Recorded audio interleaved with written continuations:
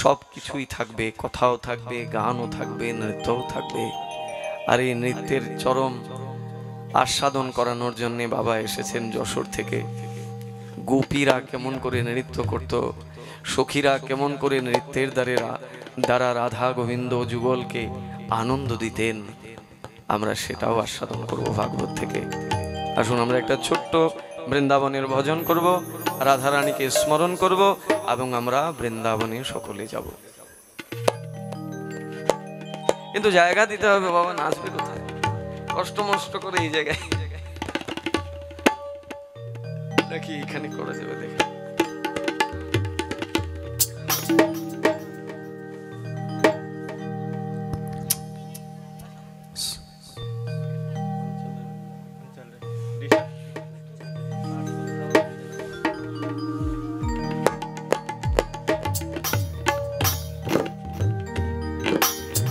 मन चल रे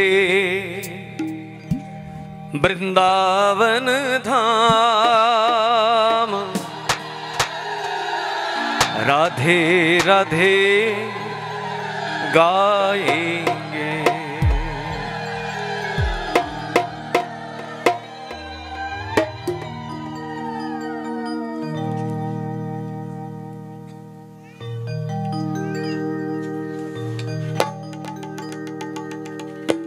राधा रानी महारानी कृपा करो ना, कृपा करे वृंदावने निये चलो ना। राधा रानी महारानी कृपा करो ना, कृपा करे वृंदावने निये चलो ना। राधा रानी महारानी कृपा करो ना, कृपा करे वृंदावने निये चलो ना। राधा रानी महारानी कृपा करो ना, कृपा करे वृंदावने निये चलो ना। मन चल रे वृंदावन धाम, राधे राधे गाएंगे। मन चल रे वृंदावन धाम, राधे राधे गाए। माँ ওই জায়গাটা ছাড়তে হবে যে একটু। मन चल रे वृंदावन धाम, राधे राधे गाएंगे। मन चल रे वृंदावन धाम, राधे राधे गाएंगे। राधे राधे गाएंगे, राधे राधे गाएंगे। श्यामा श्यामा गाएंगे, श्यामा श्यामा गाएंगे।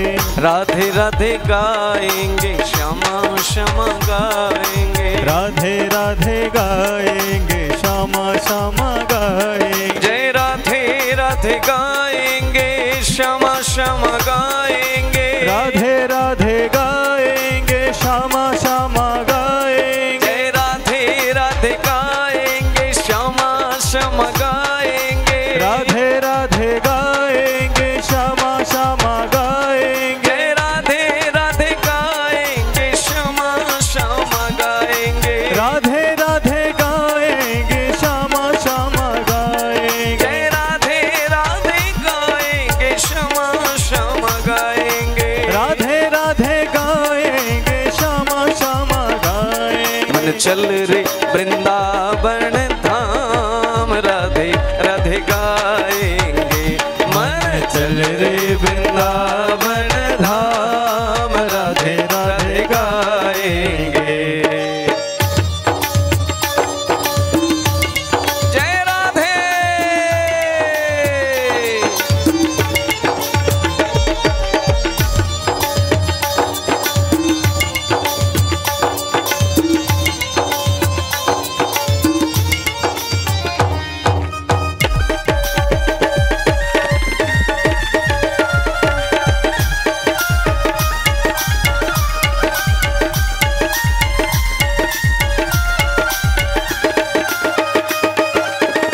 वृंदावन में बांके बिहारी, वृंदावन में बांके बिहारी।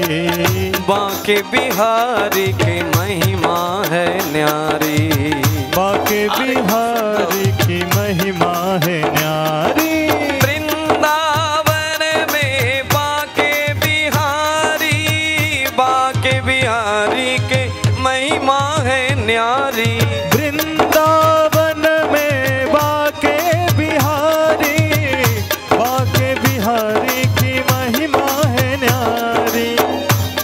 वृंदावन में बाके बिहारी, बाके बिहारी के महिमा है न्यारी। वृंदावन में बाके बिहारी, बाके बिहारी की महिमा है न्यारी। वहाँ मिल जाए जय हो, वहाँ मिल जाए जय हो, वहाँ मिल जाए श्यामा श्याम राधे राधे गाएंगे। वहाँ मिल जाए श्यामा श्याम राधे राधे गाएंगे। मन चल रे वृंदावन धाम राधे राधे गाएंगे। मन चल रे वृंदावन धाम, बोलो राधा रानी की।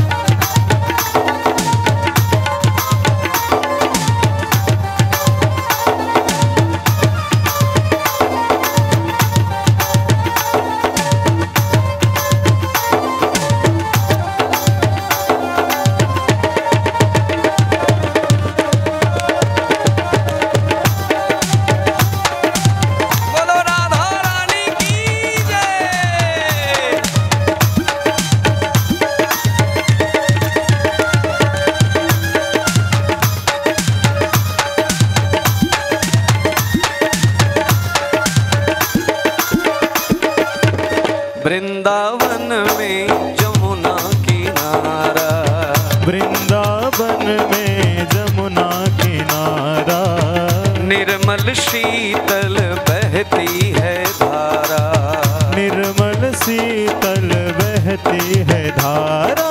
वृंदावन में जमुना किनारा, निर्मल शीतल बहती है धारा।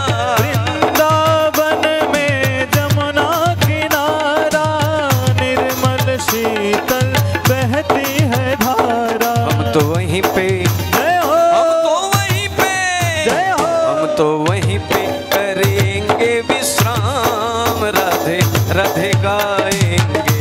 हम तो वहीं पे करेंगे विश्राम राधे राधे गाएंगे। मन चल रे वृंदावन धाम राधे राधे गाएंगे। मन चल रे वृंदावन धाम, राधे राधे गाएंगे।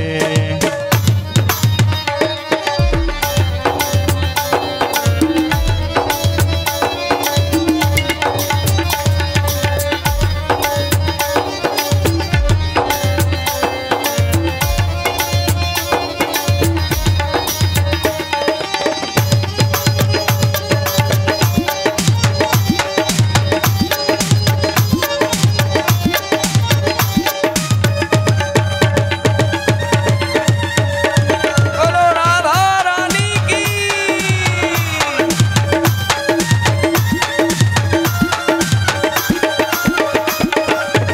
श्रीनिधि वन की शोभा है न्यारी, श्रीनिधि बन की शोभा है न्यारी।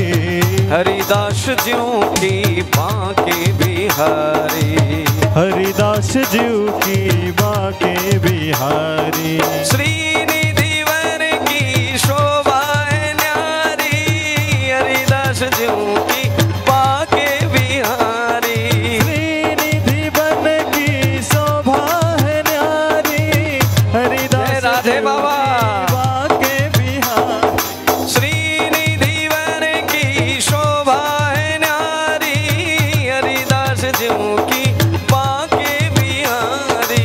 श्रीनिधि बन की शोभा है न्यारी, हरिदास जीव की बाके बिहारी। तेरे बन जाए, जय हो, तेरे बन जाए, तेरे बन जाए बिगड़े काम राधे राधे गाएंगे।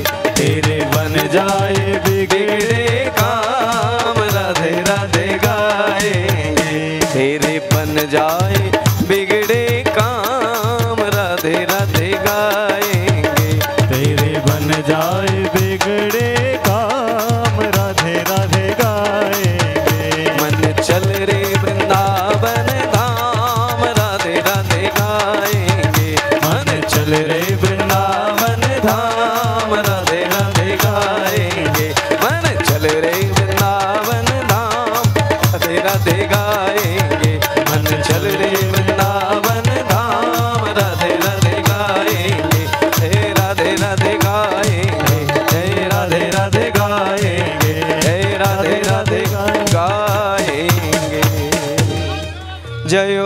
राधे जय राधे जय राधे जय राधे जय राधे जय राधे जय राधे जय राधे। हरे कृष्णा कृष्ण कृष्ण हरे हरे, हरे राम राम राम हरे हरे, हरे कृष्णा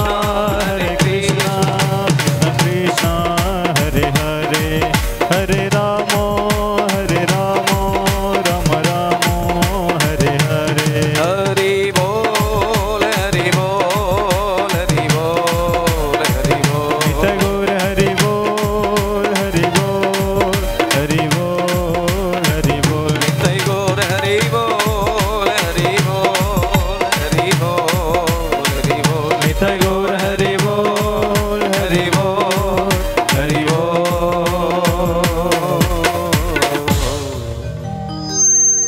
हरि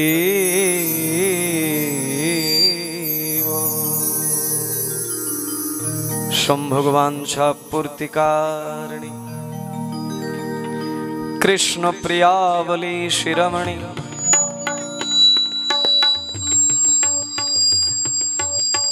श्री राधा रानी की जय। वृषभानुराज नंदिनी श्री राधा रानी की जय। बरसाने वाली लाडली किशोरी की जय जय जय। श्री राधे श्याम।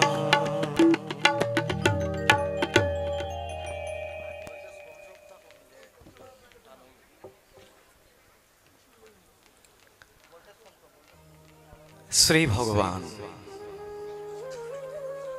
ভক্তবৃন্দ, আমরা এখন রাধারানীর বিষয়ে কিঞ্চিত অনুশীলন করব,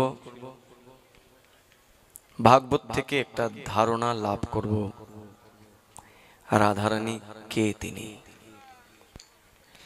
তো স্বাভাবিকভাবেই আমাদেরকে অত্যন্ত শ্রদ্ধালু হয়ে সেই কথাটা শুনতে হবে। মায়েরা লিঙ্গনাদি পরে করবেন।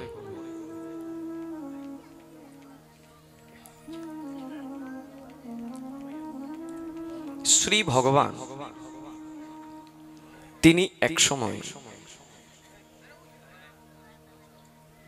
মোহিনী রূপ ধারণ করলেন।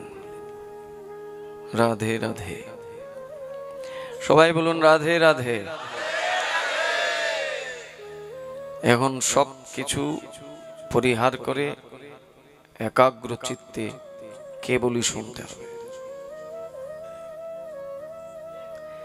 শ্রী ভগবান একসময় মোহিনী রূপ ধারণ করলেন।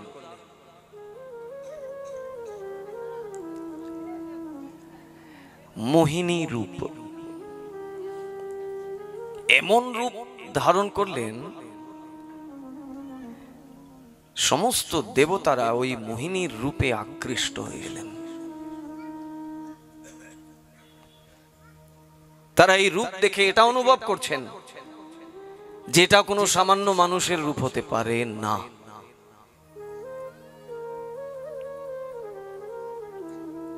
বাবাকে একটু জায়গা করে দিন এখানে।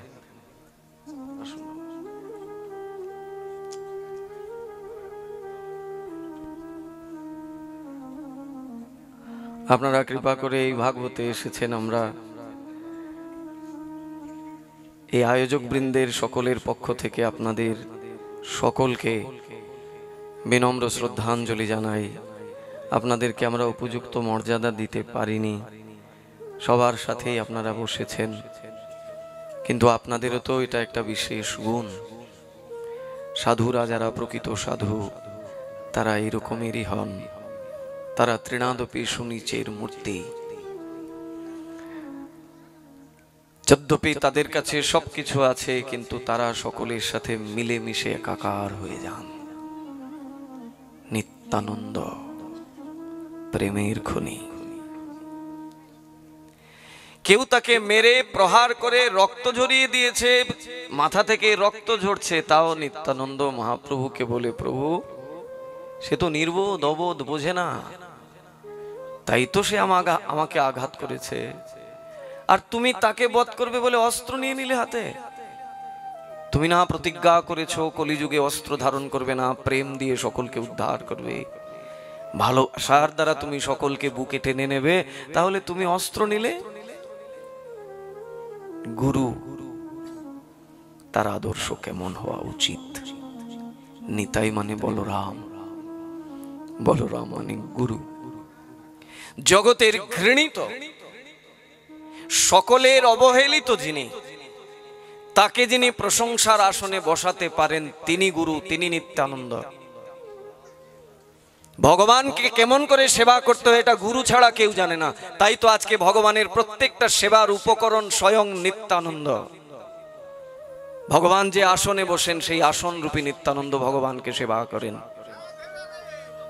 যে ঘরে ভগবান বসবাস করেন সেই ঘরটা নিত্যানন্দ, সেই বসন, সেই বস্ত্র, সেই অলংকার, করতাল, মৃদঙ্গ, কীর্তন সবকিছু নিত্যানন্দের স্বরূপ।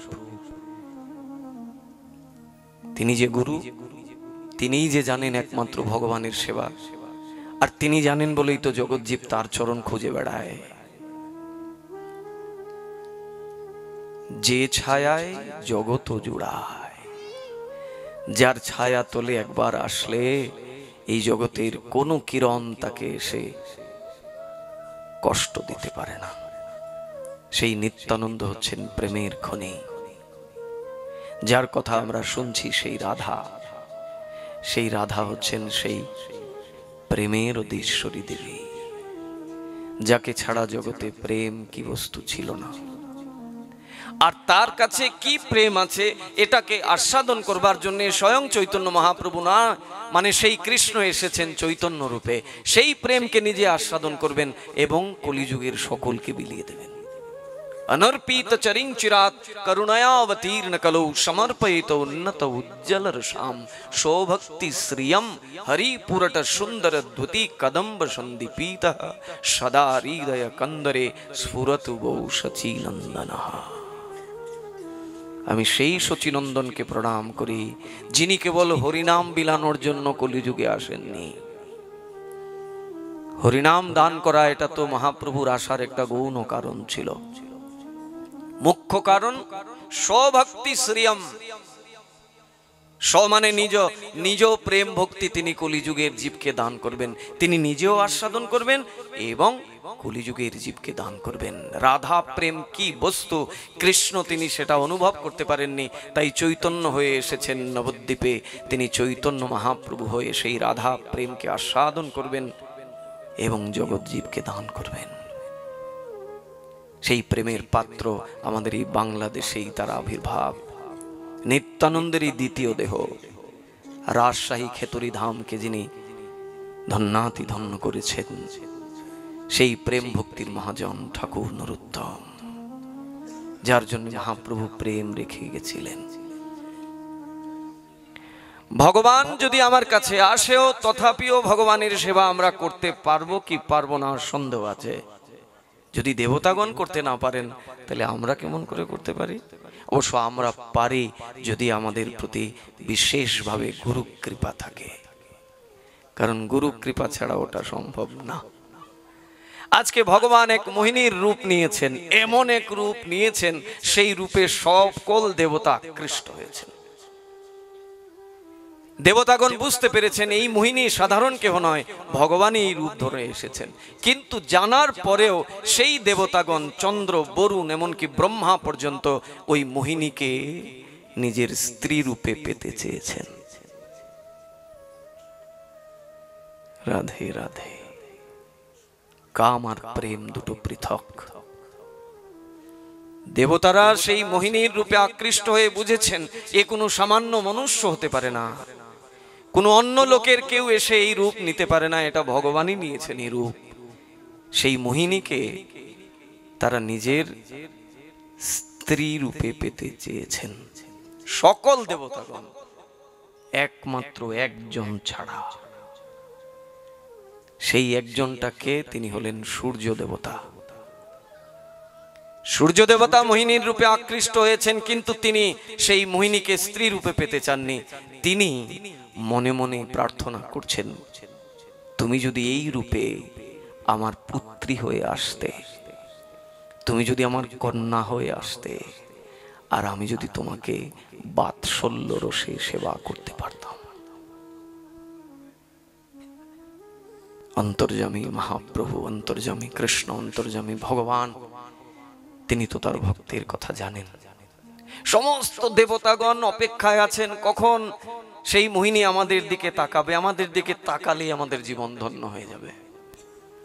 যদ্যপি তারা মনে মনে ভেবে রেখেছেন, ওই মোহিনীকে আমি আমার স্ত্রী রূপে পেতে চাই, একবার যদি সেই মোহিনী আমার দিকে ফিরে তাকায়। আর ওইদিকে সূর্য দেবতা, তিনি ওই মোহিনীকে বলছেন, তুমি যদি আমার কন্যা হয়ে আসতে। অন্তর্যামী ভগবান সকলের কথা জানেন, তাই তিনি সঙ্গে সঙ্গে দৃষ্টিপাত করলেন অন্য কোন দেবতার দিকে নয়, কেবল সূর্যের দিকে। সূর্য দেবতার দিকে তাকিয়ে বলছেন, কি কন্যা রূপে পেতে চাও? এই তোমার বাসনা? আমাকে কন্যা রূপে পেতে গেলে সামান্য সাধনা দিতে হবে না, কঠিন সাধনা করতে হবে। ভগবানকে ইচ্ছে করলে কি পুত্র বানানো যায়? ইচ্ছে করলে বানানো যাবে না কেন? অবশ্যই যাবে, যদি সত্যি সত্যি ইচ্ছা জাগে। আমাদের ইচ্ছার মধ্যে তো কপটতা, সরলতা নাই। যশোদামা সেই গোপালকে পুত্র রূপে পাবার জন্যে 10,000 দিব্য বছর তপস্যা করেছিলেন। যশোদা আর নন্দ মহারাজ 10,000 দিব্য বছর কঠিন সাধনা করেছেন। তারপরে ভগবান প্রতিশ্রুতিবদ্ধ হয়েছেন, ঠিক আছে, আমি দাপরে তোমাদের পুত্র হয়ে আসব, তোমাদের সন্তান হয়ে আসব। যে ভগবানের জন্ম নাই, মৃত্যু নাই, ভগবান তো অজ, তিনি বিভু, তার জন্ম নাই, মৃত্যু নাই, আবার তার জন্ম হয়, মৃত্যু হয়, কি আশ্চর্য! যদ্যপি ভগবান কোথায় জন্মগ্রহণ করেন, এই যে আমরা জন্মাষ্টমী পালন করি, রাধা অষ্টমী পালন করি, কিছুদিন পরে আসতেছে গৌর পূর্ণিমা, মহাপ্রভুর আবির্ভাব জন্মদিন। সে কবে 500 কত বছর আগে হয়েছে, সেই জন্মদিন আমরা পালন করি, ভগবানের জন্মতিথি। কিসের জন্যে? না ভগবান জন্মগ্রহণ করবেন। তো ভগবান তো জন্ম করেছেন বহু আগে, 5000 বছর আগে, এখন আবার ভগবানের কি জন্মগ্রহণ হবে? এবং আমরা এই তিথি পালনও করি না। ভগবান জন্মগ্রহণ করবেন কোথায়? আমার হৃদয়ে। আমার এই হৃদয়ে ভগবানের জন্ম হবে। তাই তো তার জন্য আমি আজকে সারাটা দিন ব্রত ধারণ করে আছি, সারাটা দিন তাকে ডাকছি নিরন্তর, প্রভু আসো তুমি আমার হৃদয়ে। ভক্তবৃন্দ, আগামী 1 মার্চ আমি পাশেই মহাপ্রভু কৃপা করে ভক্তচরণে আনবেন। আগামী 1 মার্চ মোস্তাফাপুর দুর্গা মন্দিরে, রাধা গোবিন্দ মন্দিরে, মোস্তাফাপুর রাধা গোবিন্দ মন্দিরে আগামী 1 মার্চে সেখানে আসা হবে। আপনারা তো পাশেই থাকেন, কৃপা করে যদি আসেন তাহলে আপনাদের আশাতে সেই ধর্মযজ্ঞ আরো বেশি সুন্দরময় হবে। কেন বলছি? কারণ ওই দিন আমি ওখানে কথা দিয়েছি, তার আগের যে আমার অনুষ্ঠান ছিল সেই অনুষ্ঠানে আমি কথা দিয়েছিলাম যে যদি আবার কোনোদিন মোস্তাফাপুরে রাধা গোবিন্দ মন্দিরে আসি তাহলে কৃষ্ণের জন্মলীলা সেখানে কীর্তন হবে। কোন কৃষ্ণের আরাধনা আমরা করব? আমরা দ্বারকার কৃষ্ণের আরাধনা করব, মথুরার কৃষ্ণের আরাধনা, না বৃন্দাবনের আরাধনা হবে? সেই সম্যক আলোচনা হবে কৃষ্ণের জন্মতিথিকে নিয়ে। কৃষ্ণের যে জন্ম হয়েছিল নররূপে, তিনি যে এসেছিলেন এই জগতে, সেই নিয়ে আমাদের সেদিন বিস্তারিত আলোচনা হবে। আগামী 1 মার্চ শ্রী শ্রী রাধা গোবিন্দ মন্দির মোস্তাফাপুরে ঠিক সন্ধ্যা 6:30 থেকে আমাদের কথা প্রারম্ভ হয়ে যাবে। সর্বোচ্চ 9:30 থেকে 10টা কথা বিশ্রাম হবে, তারপরে সবাই আপনারা প্রসাদ নিয়ে যাবেন। এক ভক্ত তার মেয়ের কন্যাদান উপলক্ষে তিনি ভাগবতী কথার আয়োজন করেছেন। কন্যাকে বিদায় দেবেন শ্বশুরালয়ে, সেই উপলক্ষে বিয়ের আগে তিনি ভাগবতের আয়োজন করেছেন। সেটাই আগামী 1 মার্চে হবে। আপনারা কৃপা করে সেখানে আসবেন। মোহিনীর রূপে আকৃষ্ট হলেন সকলে। সূর্যদেব আকৃষ্ট হলেন, কন্যা রূপে পেতে চাইলেন। ভগবান তার দিকেই ঈষৎ দৃষ্টি প্রদান করলেন। তুমি আমাকে পেতে চাও কন্যা রূপে? কি করবে কন্যা রূপে পেয়ে? প্রভু, তোমাকে কন্যা রূপে পেয়ে তোমার সেবা করব। বলে তার জন্য যে তোমার কঠিন সাধনা করতে হবে। সাধনা করে যখন তুমি আমাকে সন্তুষ্ট করতে পারবে, আমি প্রতিজ্ঞা করছি তোমার কাছে আমি তোমার কন্যা হয়ে আসব। আর তুমি তো চাইছো এই মোহিনী রূপে আসতে, কারণ এই মোহিনী সকলকে আকৃষ্ট করেছে। আমি এই রূপে আসব না। আমি কোন রূপে আসবো জানো? এই মোহিনীকে আকৃষ্ট করতে পারে সেই রূপ নিয়ে আসবো আমি তোমার কাছে। মোহিনীকেও আকৃষ্ট করতে পারে। জগৎকে আকৃষ্ট করেছে মোহিনী রূপ আমার, আর এই মোহিনীকে আকৃষ্ট করতে পারে সেই রূপ নিয়ে আমি আসব তোমার কাছে। তোমাকে আরাধনা করতে হবে। আরাধনা করতে শুরু করলেন। রাজা হয়ে জন্মগ্রহণ করলেন। সারা জীবন তিনি আরাধনা করলেন সেই ভগবানকে পুত্রী রূপে পাওয়ার জন্যে, কন্যা রূপে পাওয়ার জন্যে। কিন্তু জীবন অতিবাহিত হয়ে গেল, ভগবান আসলেন না। আবার পরবর্তী জন্ম হলো, সেখানেও তিনি রাজা হয়ে আসলেন। সেই রাজার নাম বৃষভানু মহারাজ। ওই সূর্য দেবতাই বৃষভানু মহারাজ হয়ে এসেছেন। কঠিন তপস্যা করছেন, কিন্তু এইবার যার তপস্যা করছেন কৃষ্ণের নাম। বলি কৃষ্ণের না, তাহলে কার? ব্রহ্মার তপস্যা করছেন। ব্রহ্মার তপস্যা করছেন বৃষভানু মহারাজ। ব্রহ্মা সন্তুষ্ট হয়ে এসেছেন। এসে বলছেন, কি চাও তুমি আমার কাছে বলো। আমি তোমার আরাধনায় সন্তুষ্ট হয়েছি বলে আমি তোমার কাছে কিছু চাইব না। বলে আমার কাছে কিছু চাইবে না? তুমি আমার আরাধনা করলে, আমি আসলাম তোমার আরাধনায় সন্তুষ্ট হয়ে তোমার কাছে, এবার তুমি আমার কাছে চাইবে না মানে? বলে আমি যার কাছে চাওয়ার তাকে চেয়ে আছি, তাকে আমি চেয়ে নিয়েছি, কিন্তু সে হয়তো ভুলে গিয়েছে।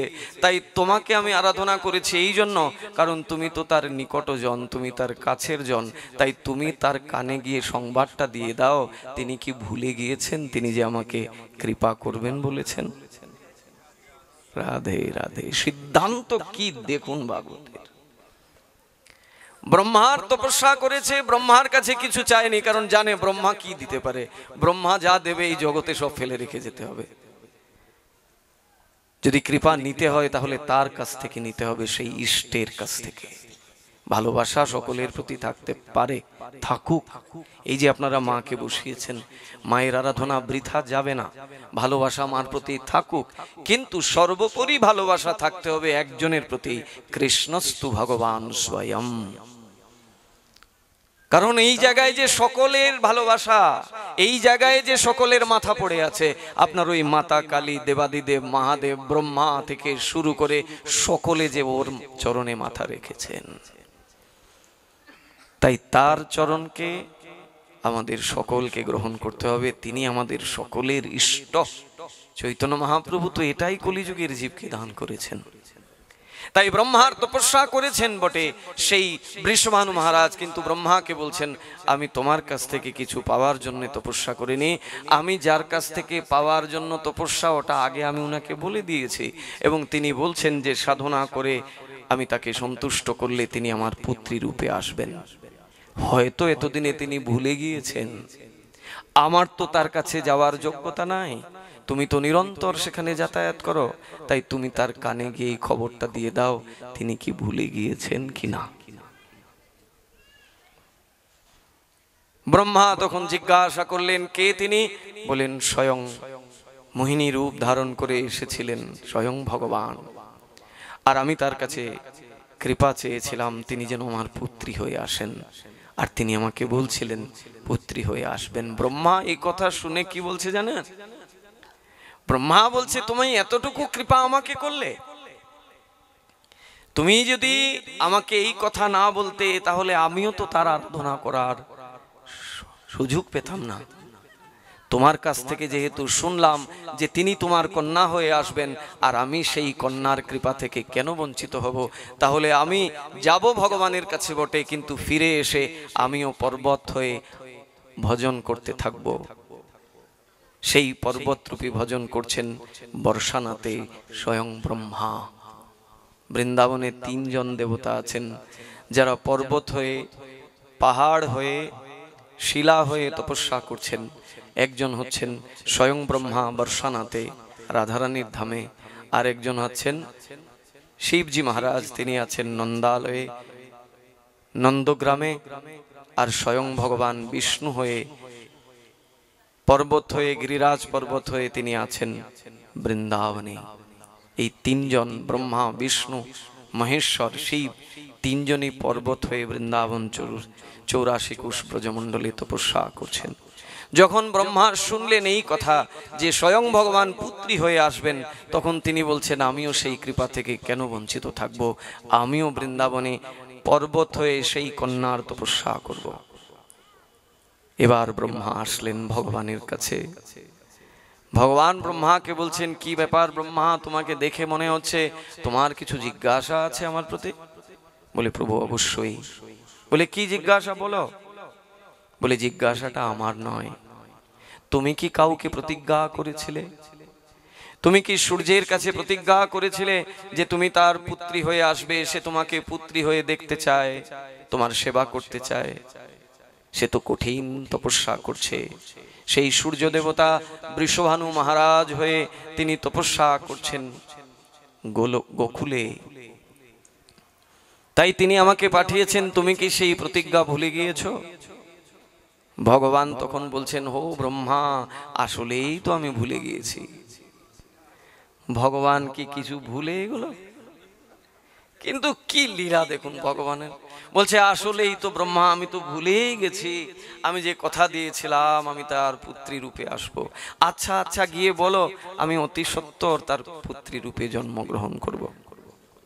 ব্রহ্মা চলে আসলেন। এসে তিনি পর্বত আকার ধারণ করে তপস্যা শুরু করলেন যে ভগবান বলছেন আসবেন কন্যা হয়ে। সেই তপস্যায় ব্রহ্মাও লেগে গেলেন। এখন স্বয়ং ভগবান বৈকুণ্ঠে তিনি পদচারণ করছেন। তার গৃহে তিনি পদচারণ করছেন। চতুর্দিকে মণিখচিত সেই গৃহ অভ্যন্তরে ভগবান পদচারণ করছেন। আর কিভাবে তিনি আবির্ভূত হবেন কন্যা হয়ে, তিনি যে কথা দিয়েছেন, এই সব চিন্তা করছেন করছেন করছেন করছেন হঠাৎ ভগবানের প্রতিচ্ছবি পড়ল গিয়ে একটা স্তম্ভের মধ্যে। মণিখচিত স্তম্ভের মধ্যে ভগবান তাকালেন, সঙ্গে সঙ্গে দেখতে পেলেন তারই প্রতিচ্ছবি ওদিকে। যদ্যপি ভগবান নিজের ছবি কখনো দেখেন না। কেন দেখেন না? কারণ ভগবান তার নিজেকে দেখে নিজেই তার মধ্যে ডুবে যান। ভগবানের সেই সৎচিৎ আনন্দময় বিগ্রহ দর্শন করে ভগবানই স্থির থাকতে পারেন না, তাই তিনি কখনো তাকে নিজে দেখতে চান না। পূজারীরা কি করে জানেন? শৃঙ্গার টিঙ্গার করে তারপরে ভগবানকে সামনে আয়না একটা ধরিয়ে দেয় যে প্রভু দেখো তোমাকে সাজিয়েছি, তুমি কেমন দেখাচ্ছ। তো ভগবান এইভাবে পদচারণ করতে করতে হঠাৎ তাকিয়েছেন একটা স্তম্ভের দিকে। হঠাৎ দেখতে পেলেন তার অবয়ব সেখানে প্রকাশ হয়েছে। দিব্য মূর্তি দর্শন করে ভগবান চোখ ফেরাতে পারলেন না, স্থির করে রেখে দিলেন ওই ছবিটাকে। ভগবানেরই ছবিটাকে তিনি স্থির করে রেখে দিলেন। এখন চিন্তা করলেন যে আমি তো কন্যা হয়ে আবির্ভূত হব, তাহলে আমার স্বরূপটার মধ্যে একটু কন্যার রূপ দিয়ে দেখি। এখন ভগবান তারই ছবিকে তিনি শৃঙ্গার করছেন। বেনি, কেশ,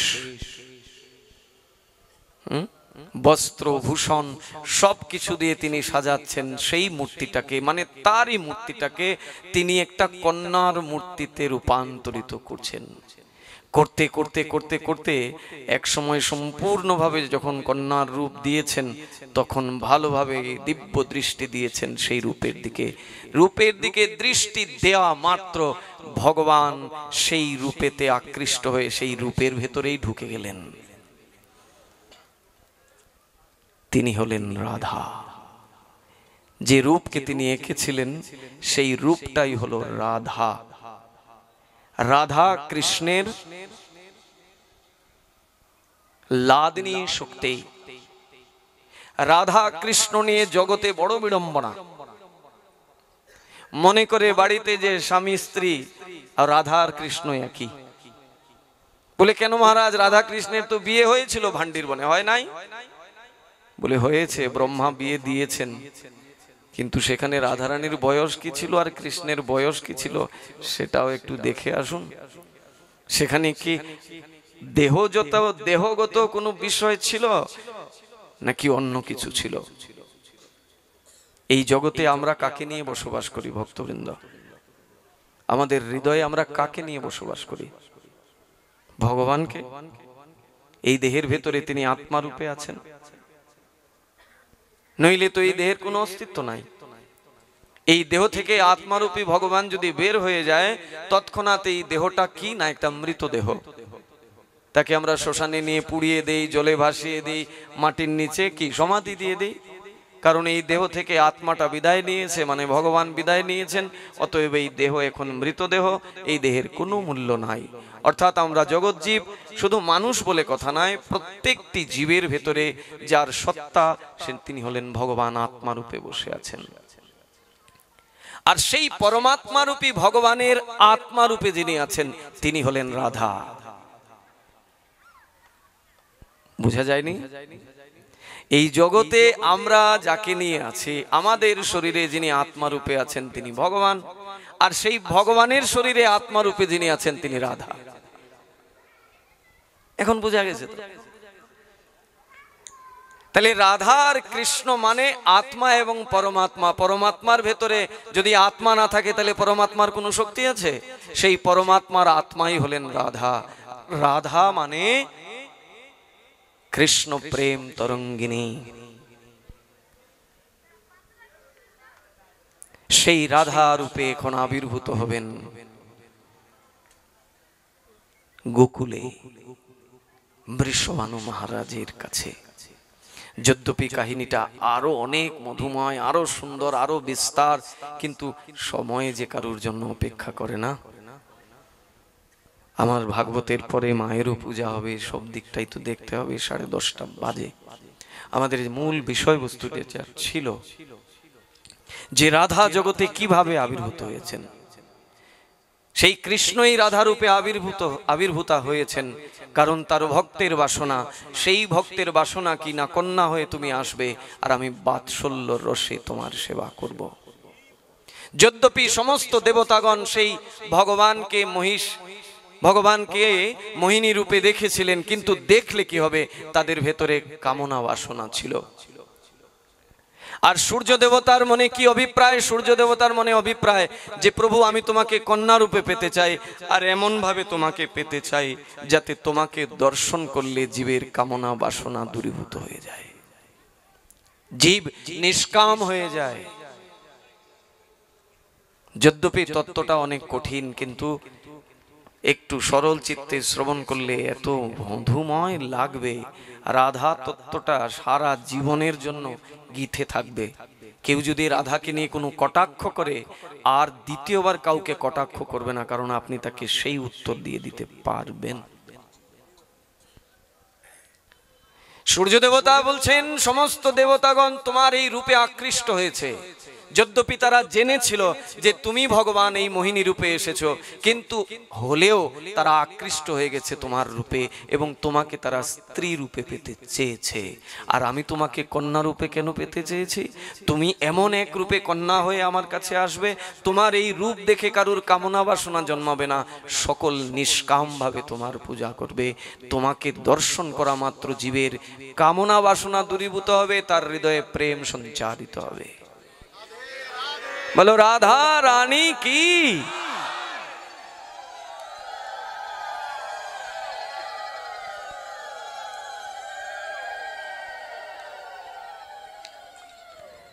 সেই রাধা আবির্ভূতা হলেন গোকুলে।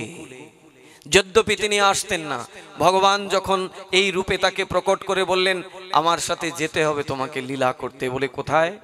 বলে মর্তলোকে। বলে আমি তো যাব না। বলে তোমাকে ছাড়া আমার লীলাও তো হবে না। গুরুকে না নিয়ে যদি আমি যাই তাহলে আমাকে জগৎজীব কেউ জানবে না, মানবে না, আমার চরণে পুষ্পাঞ্জলি প্রদান করবে। তুমি তো আমার গুরু, তাই তোমাকে তো জগতে আসতে হবে। বলে প্রভু আমি তো যাব না। এই গোলক বৃন্দাবন ছেড়ে আমি ওইখানে কিসের জন্য যাব, যেখানে গিরিরাজ গোবর্ধন নেই, যমুনা নেই, যেখানে কুসুম সরোবর নেই, যেখানে গোবিন্দ কুণ্ড মানসী গঙ্গা নেই, সেই ভূমিতে তো আমি যাব না। ভগবান বললেন হে প্রাণেশ্বরী, আমি সব কিছুকে সেখানে নিয়ে যাব, তথাপি তোমাকে আসতে হবে। কারণ রাধা ছাড়া কৃষ্ণের কোনো লীলাই হতে পারে না। রাধাকে বাদ দিয়ে কৃষ্ণের কোনো সেবাই হতে পারে না। আমরা কলিযুগে জন্মগ্রহণ করেও আমরা একা বাসুদেবের সেবা করি, কিন্তু মহাপ্রভু আমাদের যে ইষ্ট নির্ণয় করে দিয়েছেন সেখানে কি একা কৃষ্ণের সেবার কথা বলছেন? যুগল উপাসনার কথা বলছেন। কিন্তু আমরা একা একই বাসুদেবের সেবা করি, কৃষ্ণের সেবা করি। এই জন্য তো ব্রজভক্তিতে যদি ডুব না দেওয়া যায় তাহলে সেবার মাধুর্য লাভ করে না। সেই কৃষ্ণের অস্তিত্বই নির্ভর করে রাধার উপরে। রাধা ব্যতিরিক্ত কৃষ্ণের কোনো মূল্যই নেই। সেই রাধা এখন কৃষ্ণের মাধ্যম দিয়ে আবির্ভূতা হলেন এই ভৌম বৃন্দাবনে, গোকুলে, বৃষভানু মহারাজ এবং কীর্তিদাস সুন্দরীর ঘরকে আলোকিত করে। সকালে ব্রাহ্ম মুহূর্তে স্নান করতে গিয়েছেন। রাধারানীর জন্ম আমরা কতক্ষণ থাকি উপবাস মা? দুপুর 12টা পর্যন্ত। সবাই বলে রাধারানীর আবির্ভাব দুপুরে, কিন্তু রাধারানীর আবির্ভাব কটায় হয়েছিল? সেই ব্রাহ্ম মুহূর্তে 4:40 ব্রাহ্ম মুহূর্তে 4:40 রাধারানীর আবির্ভাব হয়েছিল যমুনায়। ব্রাহ্ম মুহূর্তে স্নান করতে গেছেন বৃষভানু মহারাজ যমুনাতে। গিয়ে দেখেন সেই যমুনাতে পদ্ম ফুটে আছে, সেই পদ্ম ফুলের উপরে একটা কন্যা। সম্মুখে গেলেন, প্রথম ভাবলেন আমি কি ভুল দেখছি নাকি সত্য দেখছি, সত্যিই কি একটা কন্যা, সত্যিই কি কোনো মনুষ্য আকৃতি সেই পুষ্পের উপরে? কাছে গিয়ে দেখলেন দিব্য এক কন্যা, দিব্য জ্যোতি প্রকাশিত হচ্ছে। এই সেই কন্যা, স্বয়ং ভগবান কৃষ্ণ কন্যা রূপে আবির্ভূতা হয়েছেন। কোলে তুলে করে নিয়ে আসলেন ঘরে, কীর্তিদার হাতে দিলেন। কিন্তু সব আনন্দ, সব সুখ সাগরে তারা ডুবলেন বটে, কিন্তু একটাই তাদের দুঃখ সেখানে। কি দুঃখ? রাধাকে পেয়েছেন, কৃষ্ণকে পেয়েছেন পুত্রী রূপে, কিন্তু তার পুত্রী, তার কন্যা অন্ধ, চোখে দেখে না, চোখ খোলে না। এই একটাই কষ্ট। বৃষভানু মহারাজের বুঝতে আর অসুবিধা হলো না। সেই ভগবানের কাছে আমি যে বলেছিলাম যে প্রভু তোমাকে কন্যা রূপে পেয়ে আমি তোমার সেবা করতে চাই, আর তোমার দ্বারা এই জগতে প্রেম সঞ্চার করতে চাই, সকলের কাম, সকলের কামনা বাসনা থেকে সকলকে প্রেমের জগতে আনতে চাই। তুমি নিজ গুণে এসেছো আমি জানি, কিন্তু প্রভু আসলে তো বটে, কিন্তু তুমি যে চোখ খুলে তাকাও না। কত বৈদ্য, কত কবিরাজ, কত সাধু মহাত্মারা সব আসলেন, একবার যদি সেই কন্যা চোখ মেলে তাকায়, কিন্তু তাকায় না। এদিকে কীর্তিদার বান্ধবী যশোদা, কীর্তিদার বান্ধবী যশোদা মা, তিনি আসলেন তার পুত্র কৃষ্ণকে নিয়ে কীর্তিদার কন্যাকে দেখবার জন্য। বৃষভানু মহারাজের বাড়িতে যে কন্যাটা এসেছে সেই কন্যাকে দেখবার জন্য যশোদা মা তার পুত্র কৃষ্ণকে নিয়ে আসলেন, গোপালকে নিয়ে আসলেন। এনে কি করলেন? গোপালকে নামিয়ে কীর্তিদার কন্যাটাকে কুলে নিয়েছেন। যেই কুলে নিয়েছেন গোপালের তো অভিমান হয়ে গেল, মা তুমি এটা কি করলে? আমাকে কুল থেকে নামিয়ে ওই সদ্যজাত কন্যাকে কুলে নিলে। মাকে টানতে শুরু করেছে, মানে মাকে বোঝাতে চাইছে তুমি ওকে নামিয়ে আমাকে কোলে নাও। বাচ্চাদের এগুলো কিন্তু খুব মারাত্মক, দেখবেন।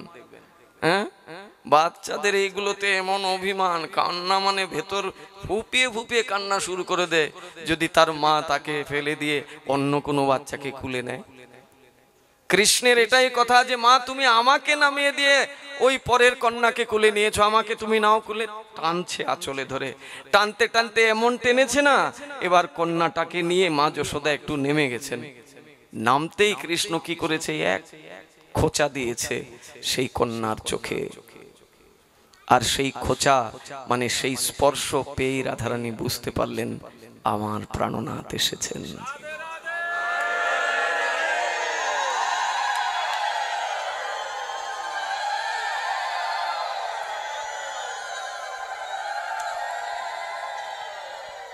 কারণ তিনি আসার আগে যে প্রতিজ্ঞা করে এসেছেন, প্রভু আমি যাচ্ছি তোমার কথায় বটে, কিন্তু জগতে গিয়ে প্রথম দৃষ্টি তোমার দিকেই রাখবো, তোমাকে না দেখে আমি আমার চোখ উন্মিলন করব না।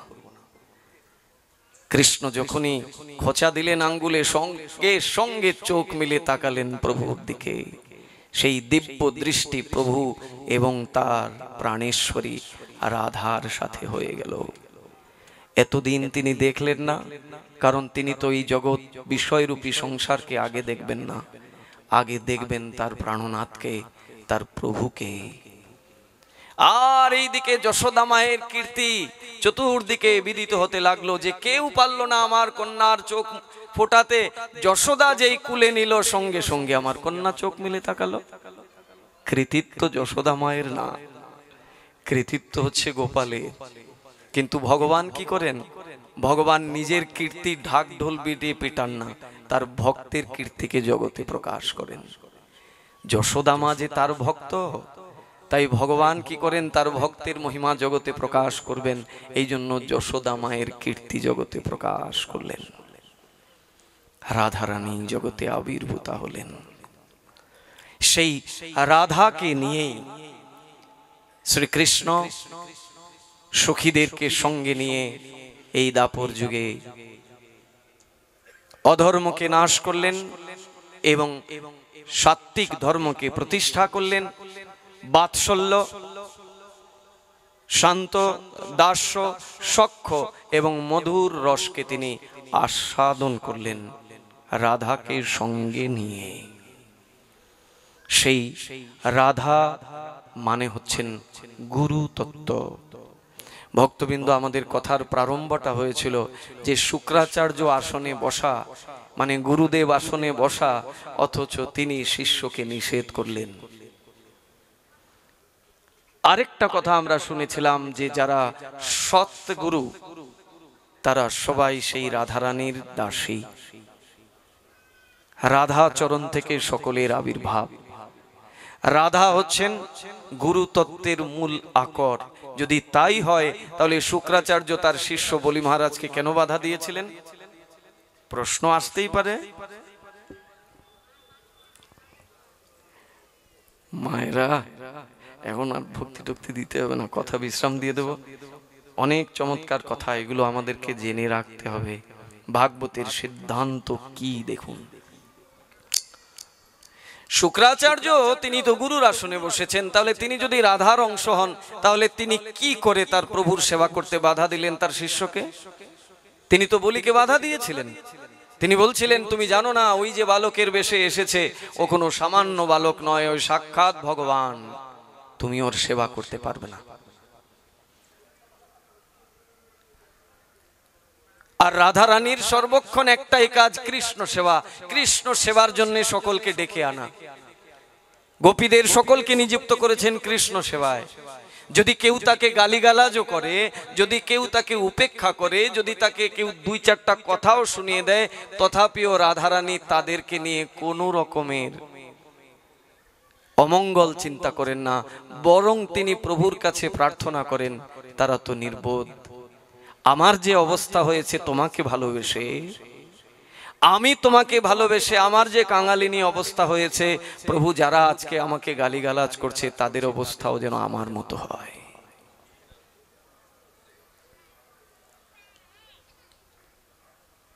কেমন চরিত্র রাধারানীর, মানে গুরুদেবের চরিত্র কি। সমাজের অবহেলিত নিন্দিত ব্যক্তিকে যিনি প্রশংসার আসনে বসাতে পারেন তিনি রাধা, তিনি গুরু, তিনি বলরাম, তিনি নিতাই। শুক্রাচার্য তাহলে কি? শুক্রাচার্য কখনো গুরু হতে পারে না। শুক্রাচার্য কার গুরু? অসুরদের গুরু। অসুর কারা? যারা ভগবত বিদ্বেষী, তারাই তো অসুর। তাদের কি কাজ? তারা সব সময় ভগবানের সেবা থেকে বঞ্চিত থাকে, নিজেও সেবা করে না, কাউকে সেবাও করতে দেয় না, এটাই অসুরের কাজ। আর ভক্তের কি কাজ? ভক্তের কাজ সে নিজে সেবা করে আরো 10 জনকে সেবা করার দিকে প্রবৃত্ত করে। এই জন্য তো সৎ এবং অসৎ দুইটা কথা আছে ভাগবতে, সৎ গুরু এবং অসৎ গুরু। অসৎ গুরু যিনি হবেন তিনি সব সময় নিজের ইন্দ্রিয় তর্পণের চিন্তা করবেন। শুক্রাচার্য চিন্তা করেছে আমার শিষ্য বলিকে যদি দান দিয়ে দেয় তাহলে আমি যে এতদিন ধরে শিষ্য বাড়িতে ভালো মন্দ খাই, শিষ্যের মোটা মোটা প্রণামী নিয়ে যাই, শিষ্য আমাকে কাপড় দেয়, ফল দেয়, ডাল ভাত সবজি দেয়, এগুলো তো বন্ধ হয়ে যাবে, অতএব সেবা করা যাবে না।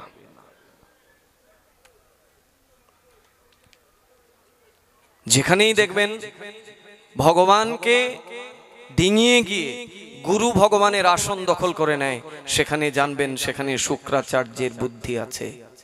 এই কলিযুগে এগুলো ভরপুর। মহাপ্রভু যখন এসেছিলেন তখনই এরা ছিল প্রচুর পরিমাণে। 13টি অপসম্প্রদায় ছিল মহাপ্রভুর আমলে। এটা এখন কি আর সংখ্যার মধ্যে গণিত আছে? অসংখ্য। শুক্রাচার্যের মতো এইরকম যারা গুরুরা আছেন তারা এই কথাও তো বলেন ব্যাসাসনে বসে, তারা বলেন যে বানরেরা ফল খায়, বনের বানর পশু এরা ফল খায়, মানুষের জন্য ভগবান ফল সৃষ্টি করেননি, অতএব একাদশীতে ফল খেয়ে একাদশী করতে হবে না। রাধে রাধে। তাহলে আমাদের ভাগবতের আদর্শে কেন থাকতে হবে জানেন? ভাগবত আপনার জীবনকে সঠিক পথে নিয়ে আসবে। কেউ আপনার জীবনকে বিড়ম্বনা করতে পারবে না যদি ভাগবতের আধার আপনার মধ্যে থাকে। আমার মতো সাজা লোক বাইরে থেকে সাধুর সাজে সেজে আছে, আমি যদি চাই যে আপনার মতো লোককে আমি দীক্ষা দিয়ে ভগবানের কাছে পৌঁছে দেব, ওটা শুধু কপটতাই করা হবে, ছলনাই করা হবে।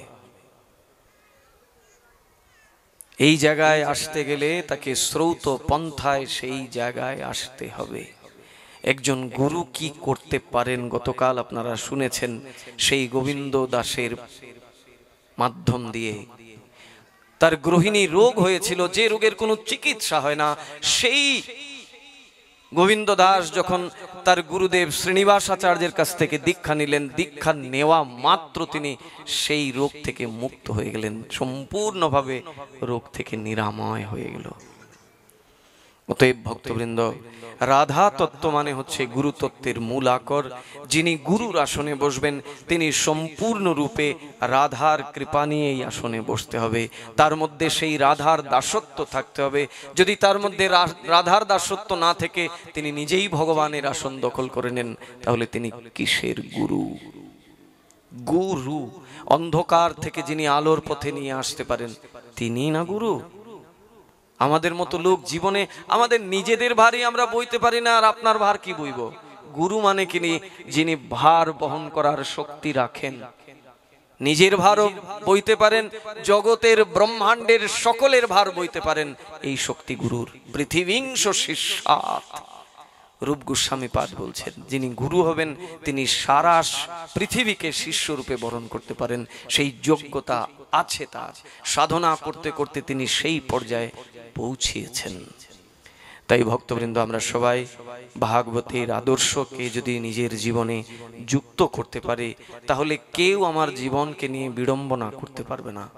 আমাদের মূল উদ্দেশ্যকে ধর্ম করব। কিসের জন্যে? ধর্ম মানে হচ্ছে ধারণ করা। কি ধারণ করা? সৎ বস্তুকে ধারণ করা। সৎকে? ভগবান হচ্ছেন সৎ চিৎ আনন্দময়। সেই ভগবানকে যদি হৃদয়ে ধারণ করতে হয় তাহলে আমাকে ধর্ম পালন করতে হবে। আর ধর্ম মানে কি? ধর্ম মানে শ্রীমদ্ ভাগবত।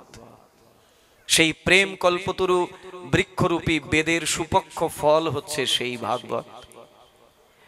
নারদ ঋষি বলছিলেন না যে আমি তো বেদের কথা শুনিয়েছি, মূল কথা শুনিয়েও কাজ হলো না, আর আপনি বলছেন ভাগবত শোনালে কাজ হয়ে যাবে।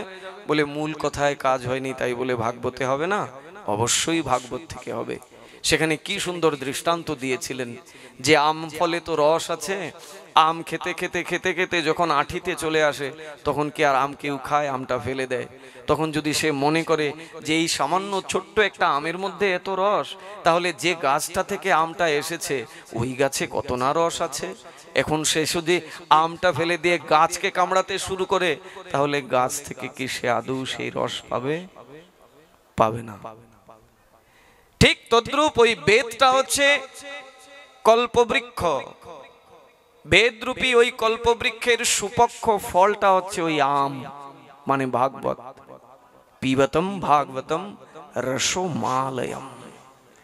ওই ভাগবত রূপী রস যিনি পান করবেন, মুহুর মুহুর রসিকা ভুবি ভাবুকা, তিনি মুহুর মুহুর সেই রসকে আস্বাদন করবেন, সেই ভাবকে তিনি আস্বাদন করবেন। আপনারা সবাই ভাবুক, সবাই রসিক, তার কোনো সন্দেহ নেই। রসিক ভাবুক বলেই তো সেই রস, সেই ভাবকে আস্বাদন করতে এখানে এসেছেন ভক্তবৃন্দ। কিন্তু আমরা ভাগবতের সেই রস, সেই ধারাকে যদি নিজের নিজের জীবনে আচরণে না আনি, তাহলে সেই ভাগবত থেকে আমরা কিছুই নিতে পারবো না। নিত্য সেই ভাগবতের চর্চা রাখতে হবে ভক্তবৃন্দ। আমরা যতই ব্যস্ত থাকি না কেন, আমাদের শত ব্যস্ততার মধ্যে থেকে একটু সময় বের করতে হবে ভাগবতের জন্যে। এই ভাগবত কোনো বই নয়, এই ভাগবত কোনো পুঁথি নহে, এই ভাগবত কোনো সাদা কাগজের টুকরো নহে। এই ভাগবত মানে স্বয়ং ভগবান। সেই ভাগবতকে প্রতিদিন বাড়িতে বসে বসে আস্বাদন করতে হবে।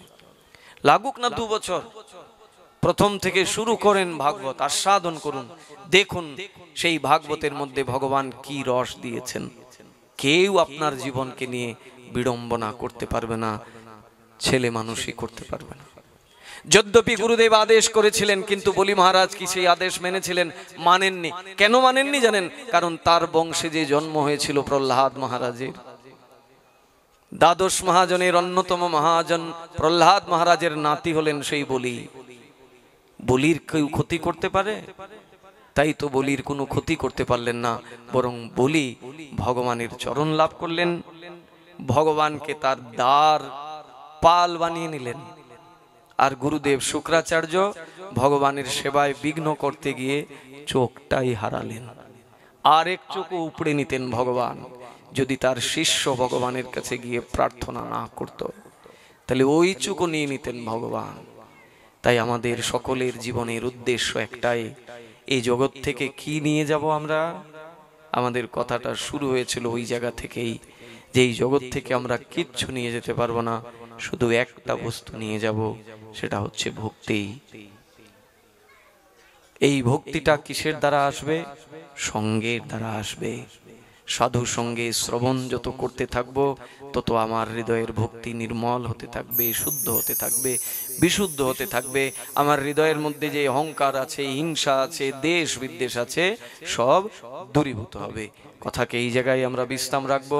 তৎপশ্চাৎ মায়ের পূজা হবে, শেষে আবার রাধারানীর একটা বন্দনা হবে, আবার নৃত্য গীতে আমরা রাধা গোবিন্দকে আনন্দ দেব, ভাগবতকে আনন্দ দেব। বাবারা কৃপা করে এসেছেন, আমরা রাধারানীর নাম নিয়ে নিয়ে আবার রাধারানী গোবিন্দের চরণে পুষ্পাঞ্জলি প্রদান করব। নৃত্য এবং গীতে ওইদিকে মায়েরা সেজে গুজে এসেছে, কালকে সামনে এসে তারা নৃত্য করছিল, কিন্তু আজকে তো ভিড় এমন যে সামনে আসার সুযোগই নাই। তারা ওইখান থেকে ওইখানে দাঁড়িয়ে দাঁড়িয়ে নৃত্য করবেন, আর আমরা এখানে যারা দাঁড়ানোর মতো সুযোগ পাই তারা দাঁড়াবো, নয়তো বসে বসেই নৃত্য করবেন। হ্যাঁ বাবা, হ্যাঁ বাবা।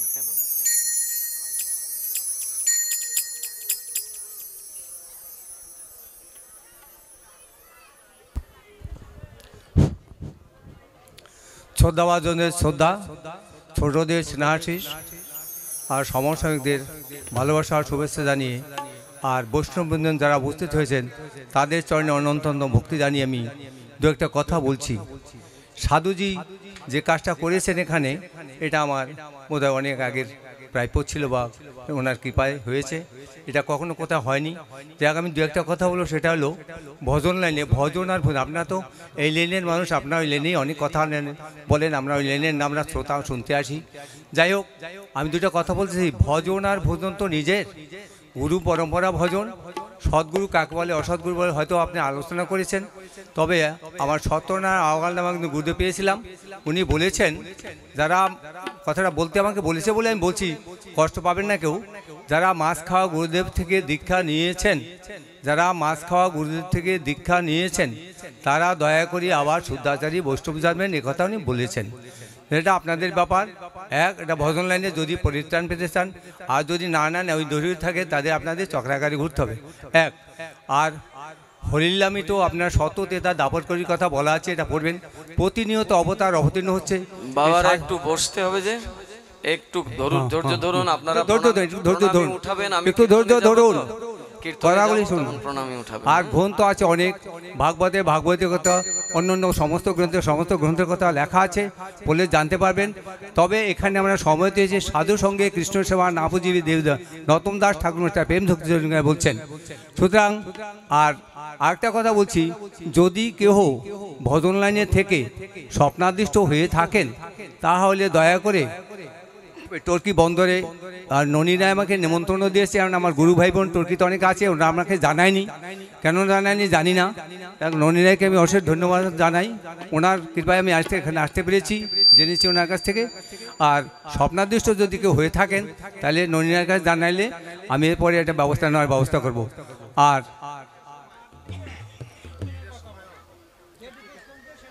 আর বিশেষ কথা বলবো না, এরপরে সাধুজি যে কথা বলেছেন, আনন্দ দান করবেন, শুনবেন। অনেক কথা আছে, অনেক কিছু বললাম না, এখন আপনারা আমাকে জন্য প্রার্থনা রাখবেন, আমি যেন সুস্থ থাকি। আর সাধুজি কেন না জানি না, হরি বল, বলো রাধা রানী কি।